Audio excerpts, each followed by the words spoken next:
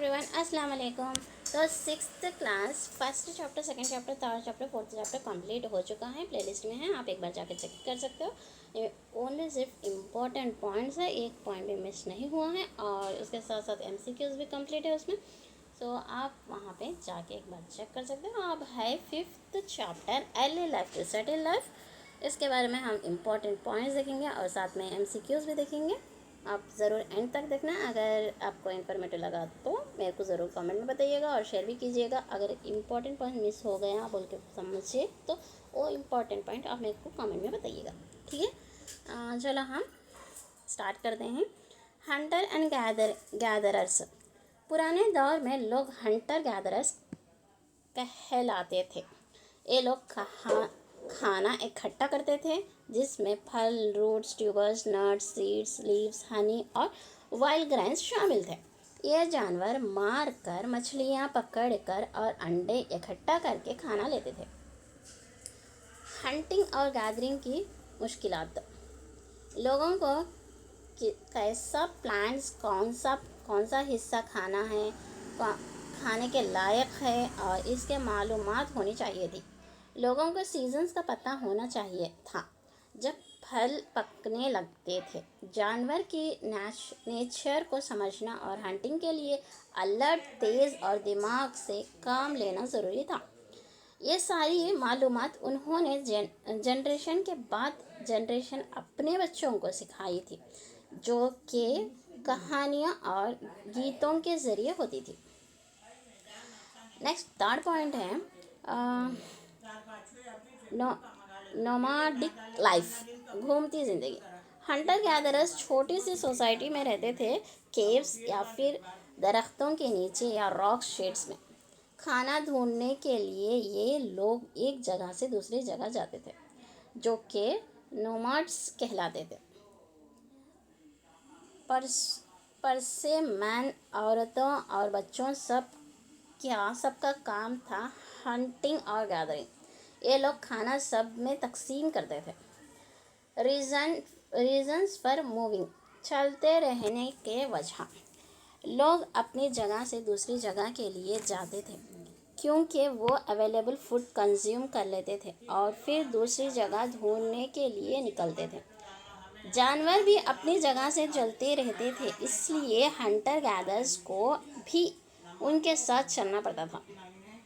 फलों के अलग अलग मौसम होते थे, इसलिए लोग को भी उनके साथ शिफ्ट होना पड़ता था।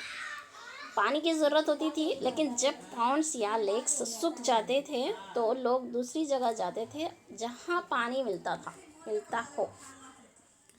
Next point, finding fires. Hunter gatherers ने आग का इनकाश किया। आग से उनको खाना पकाने में मदद मिलती थी और खाना खाने के लिए सेफ होता था। आग का उसी वाइल्ड एनिमल्स से बचने के लिए, केव्स को रोशन करने के लिए और लकड़ी को हार्डर करने के लिए किया जाता था। केव्स को रोशन करने के लिए, लकड़ी को हार्डर करने के लिए, हार्ड करने के लिए और वाइल्ड एनिमल से बचने के लिए आग का यूज़ करते थे। इसलिए आग को वो लोग पवित्र समझते थे। आग को क्या समझते थे? पवित्र समझते थे। Next one, tools and artefacts.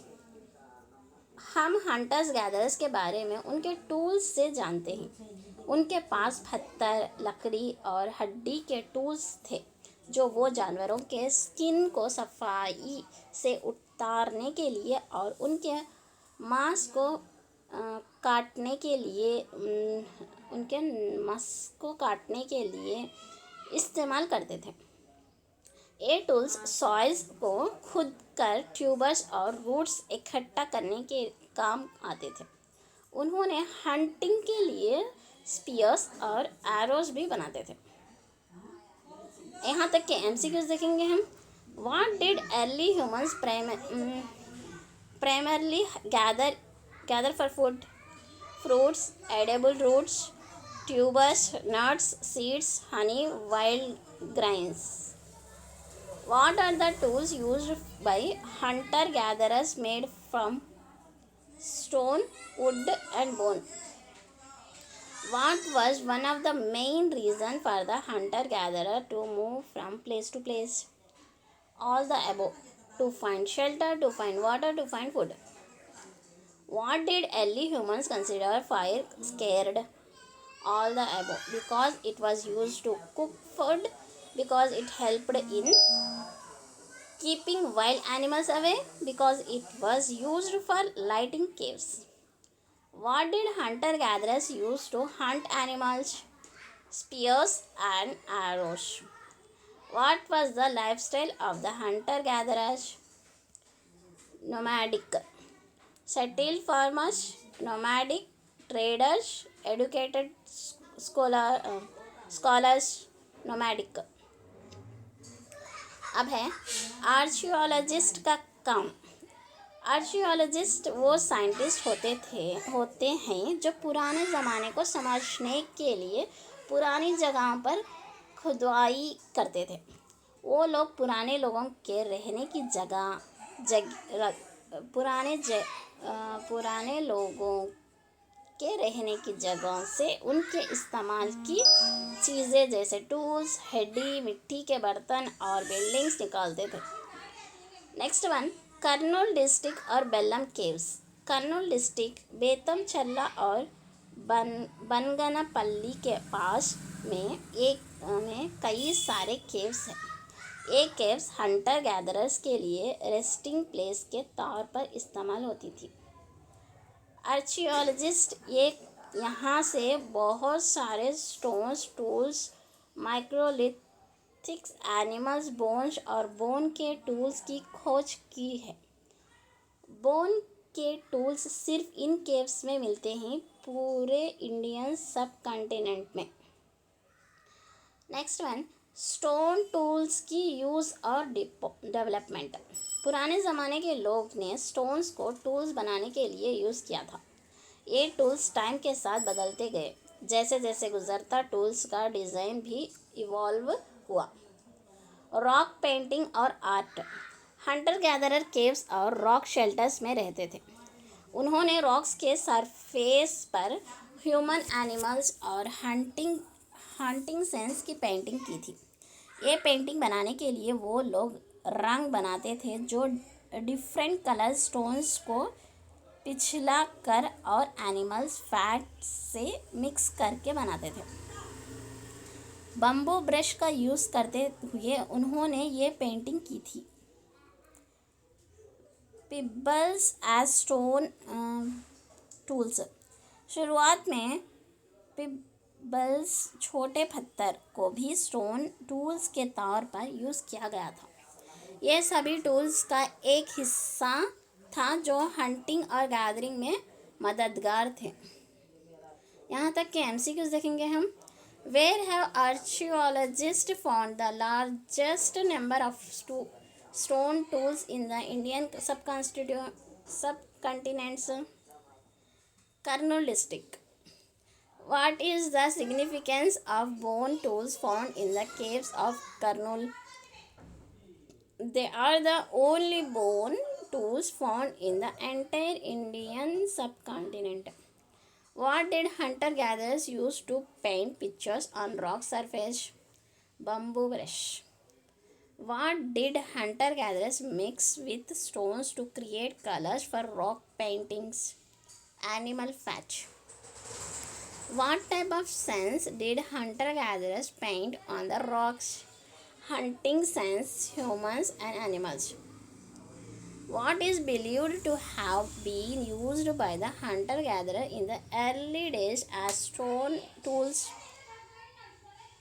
छोटे पत्थर, पेबल्स, चिंताकुंटा और रॉक पेंटिंग्स। चिंताकुंटा मुद्दनूर मंडल YSR कड़प्पा डिस्ट्रिक्ट में है।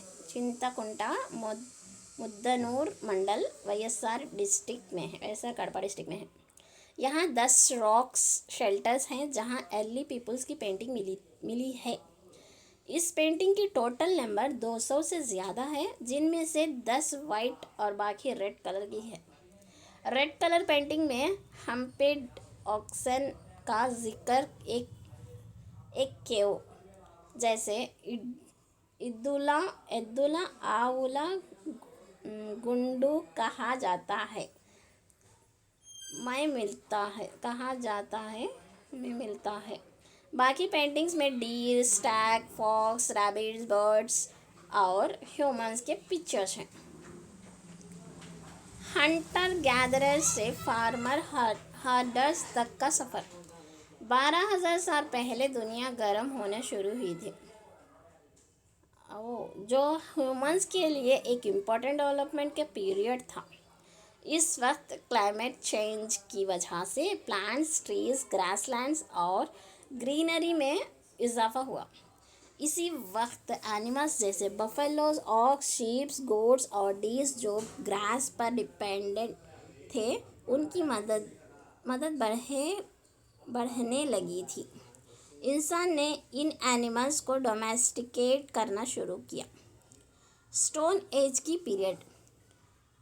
Palaeolithic age, old stone age 2.6 million years BCE से 10,000 BCE तक का period. Mesolithic age, middle stone age 10,000 BC से 8,000 BC तक का period. Neolithic age, new stone age 8,000 BC से 3,000 BC तक का पीरियड। एग्रीकल्चर और एनिमल हस्बेंडरी का शुरुआत। क्लाइमेट चेंज ने इंसान का फार्मिंग और हर्डिंग के तरफ गाइड किया। ह्यूमंस ने प्लांट्स को उगाना और एनिमल्स को डोमेस्टिकेट करना सिखाया। ये ट्रांजिशन हंटर गैदर से फार्मर हर्डर होने की तरफ था। MCQs देखेंगे हम यहाँ तक के। Where is Chintakuntla located? YSR Kadapa district, Muddanur mandal में है। How many paintings are found in Chintakuntla rock shelter? More than 200. Okay. Which type of animals is specifically found in red color painting in Chintakuntala? Humped oxen. Which type of animals is specifically found in the red color painting in Chintakuntala? What is the name of the cave where humped oxen and depicted in the painting? Eddula Avula Gundu. How many periods are included in the Stone Age and what are they? Three periods. Paleolithic, Mesolithic and Neolithic.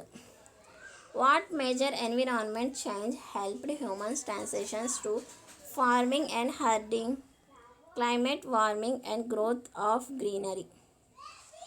In which period did humans begin to domesticate animals like buffalo, ox and sheep? Neolithic age.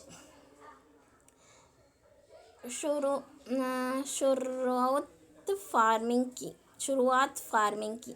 जैसे जैसे greenery बढ़ रही थी, लोग उन जगहों को देखने लगे जहाँ खाने के लिए काफ़ी प्लांट्स मिलते थे।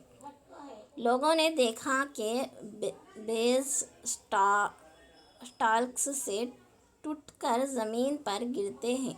बीन्स स्टाल्क्स से टूटकर ज़मीन पर गिरते हैं और नए प्लांट्स उनसे उगते हैं।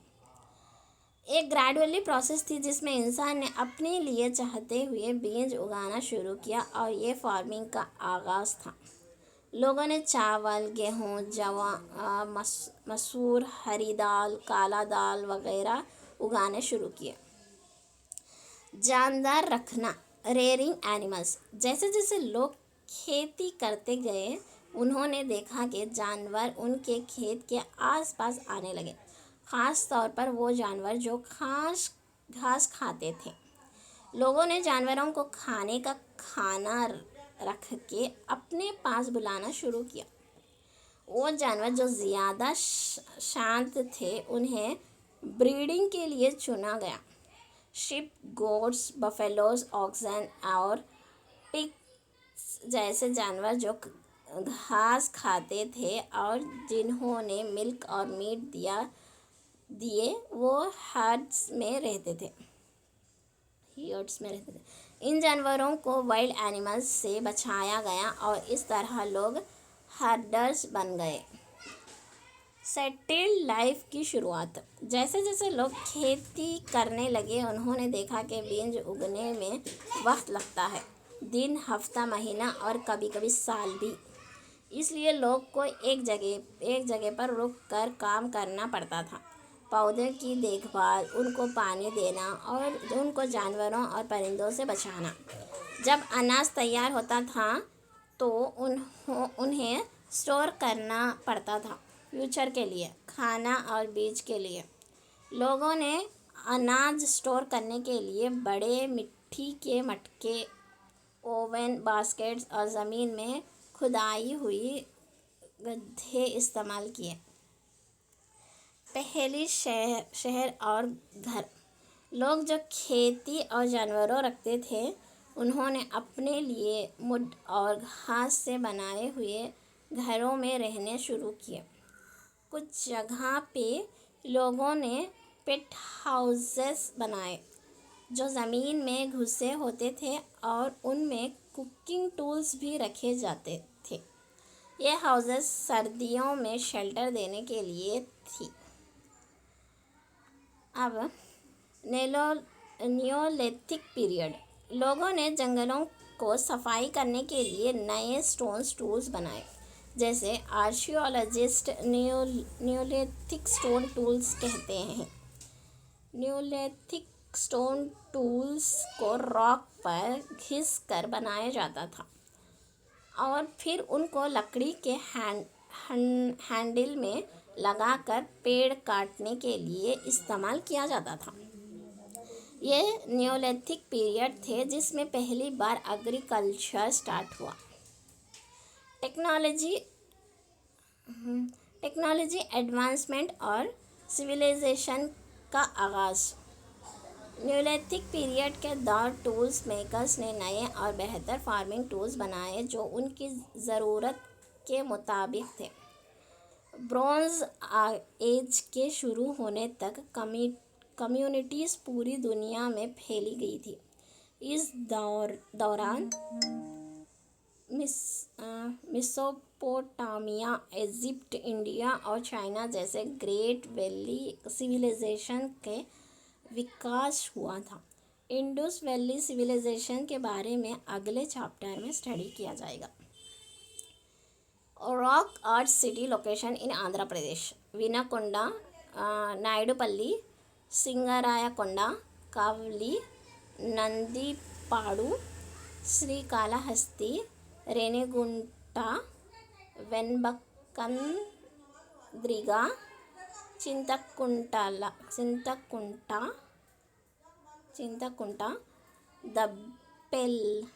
దప్పెల్లె, తెనిగల్, బుదగావి,